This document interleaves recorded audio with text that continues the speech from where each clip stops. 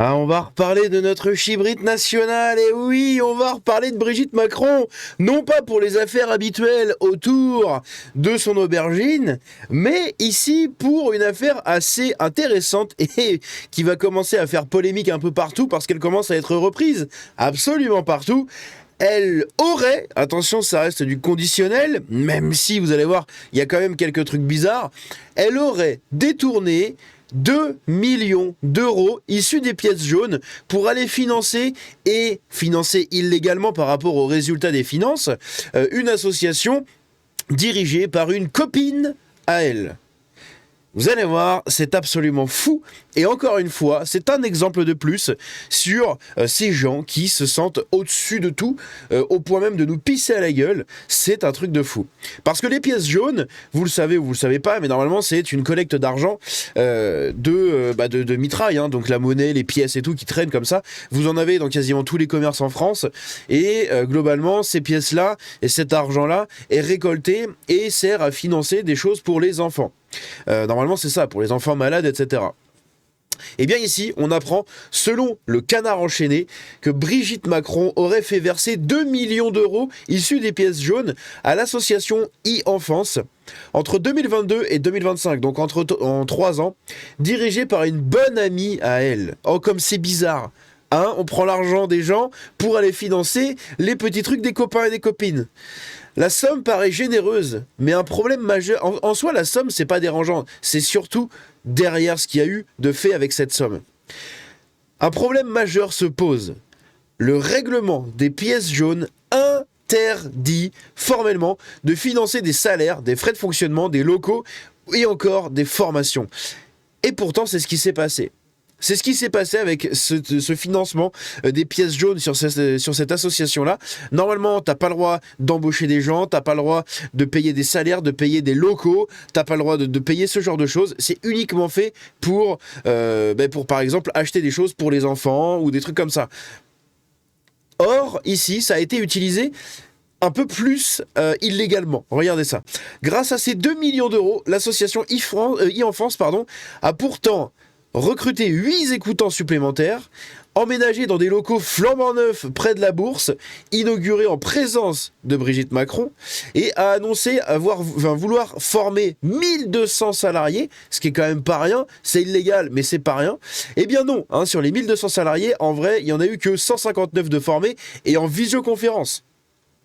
Donc là est la question, ils sont passés où les millions d'euros? Et encore une fois, avec ces millions d'euros-là, c'est interdit de recruter.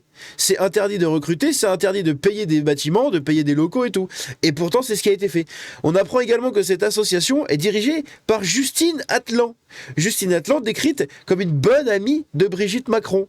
Et également trésorière, et c'est là que c'est très intéressant, cette Justine Atlan, elle est donc très copine avec Brigitte Macron, et en plus de ça, elle est aussi la trésorière du think tank macroniste Renaissance numérique. Les deux sont liés. Les deux sont liés. Et justement, ici, on a un article un peu plus complet ici de F de Souche, et après on ira sur un article de Juste Milieu. Présidente de la Fondation des Hôpitaux, la Première Dame a accordé une aide pour 2 millions d'euros à l'association e-Enfance dirigée par l'une de ses proches. Financée par l'opération Pièces jaunes, ces versements ne semblent pas bien cadrés avec les règles de la Fondation. Comme d'habitude. Depuis 2022, Brigitte Macron a puisé 2 millions d'euros dans le budget des pièces jaunes pour donner un petit coup de pouce à e-Enfance qui lutte contre les violences subies par les mineurs sur Internet. En plus, c'est Brigitte qui fait un truc pour les violences sur les mineurs. C'est rigolo. Heureuse coïncidence, cette association est dirigée par Justine Atlan. Bon, c'est une coïncidence, hein, s'il vous plaît. Si vous y voyez une corrélation entre ces deux trucs, vous êtes des racistes, complotistes et tout. Donc elle est dirigée par Justine Atlan, l'une de ses bonnes amies, par ailleurs trésorière du think tank macroniste Renaissance numérique. L'épouse du chef d'État préside la Fondation des Hôpitaux, qui, chaque année, collecte les dons pour les pièces jaunes et en assure la redistribution via des appels à projets. La générosité publique a pour but d'améliorer le quotidien des enfants hospitalisés, de leurs familles et des soignants. Pas vraiment le truc d'e-Enfance, dont la mission première est de signaler les contenus illicites en ligne aux autorités et aux plateformes qui rémunèrent l'assaut pour ce travail. Ah waouh! Ah oui, c'est encore pire que ce que je pensais, j'avais pas lu l'article, hein. Je voulais me laisser un peu la surprise, entre guillemets, le truc croustillant, mais c'est encore pire que ce que je pensais du coup. Donc c'est un article du Canard Enchaîné, évidemment quand vous allez sur le Canard Enchaîné, c'est les articles réservés aux abonnés, hein. Donc, mais je pensais pas que c'était aussi bizarre que ça. Et pourtant si. Et ici justement, on va aller un peu plus loin, sur le site Juste Milieu, voilà. D'ailleurs, Juste Milieu, qui est un créateur que j'essaye de suivre de plus en plus, que je trouve assez intéressant. Depuis 2000... Enfin, intéressant, ça dépend des sujets, il y a des fois je suis pas vraiment d'accord et tout, mais tu peux pas être d'accord avec tout le monde non plus. Et en tout cas, son contenu est assez intéressant, notamment quand il parle de Macron. Depuis 2022, Brigitte Macron aurait puisé 2 millions d'euros dans le budget des pièces jaunes pour financer sur 3 ans l'association e-enfance, comme le révèle le Canard Enchaîné dans un article du 26 novembre 2025. Une aide publique donnée à une association connue pour signaler les contenus illicites en ligne dans le but de lutter contre les violences subies par les mineurs sur Internet. Donc ça n'a aucun rapport avec les pièces jaunes, hein. Ça n'a littéralement aucun rapport avec les pièces jaunes. C'est ouf. C'est incroyable. Mais comme le souligne Palmipède, cette somme n'a pas vraiment de lien avec la mission première des pièces jaunes, qui reste d'améliorer le quotidien des enfants hospitalisés, de leurs familles et des soignants. Heureuse coïncidence donc, l'association blablabla dirigée par Justine Atlan, trésorière du coup du think tank macroniste Renaissance Numérique. Et juste ici donc c'est elle, Justine Atlan, et là on voit, ici c'est marqué directrice générale d'association e-enfance, blablabla blablabla, c'est marqué où après? Est-ce que c'est marqué ici ou pas? C'est pas marqué ici. Mais en tout cas c'est elle, donc après vous faites des recherches et vous verrez, mais en gros ici on voit. Ah oui, on est sur le site en fait directement de Renaissance Numérique et du coup vous voyez, hein, de toute façon elle est directrice générale d'association e-enfance et en même temps elle fait partie du think tank Renaissance Numérique. C'est incroyable. C'est incroyable. Encore un truc qu'ils ont essayé de nous mettre à l'envers et qui est passé, hein, pendant 3 ans. Sous couvert de générosité, la première dame a donc fait financer par les pièces jaunes une association proche du pouvoir, en totale contradiction avec les règles de cette même fondation qui exclut la rémunération des personnels permanents et les frais de fonctionnement des associations. Et pourtant, c'est ce qui a été fait, puisqu'il y a eu des gens qui ont été embauchés, qui ont été recrutés, qui ont été formés, et ils ont tout simplement changé de locaux. En effet, grâce à l'argent reçu, l'association s'est targuée d'avoir recruté 8 nouveaux écoutants afin de porter l'effectif à 20, ce qui est interdit dans le règlement des pièces jaunes. Et pourtant, ça passe nickel. Toujours selon le Canard Enchaîné, les appels ont triplé, mais le taux de réponse est passé de 80% à 30%. Donc il y a eu plus d'appels, mais au final, moins de réponses. De l'argent jeté par les fenêtres? Très bonne question ici posée.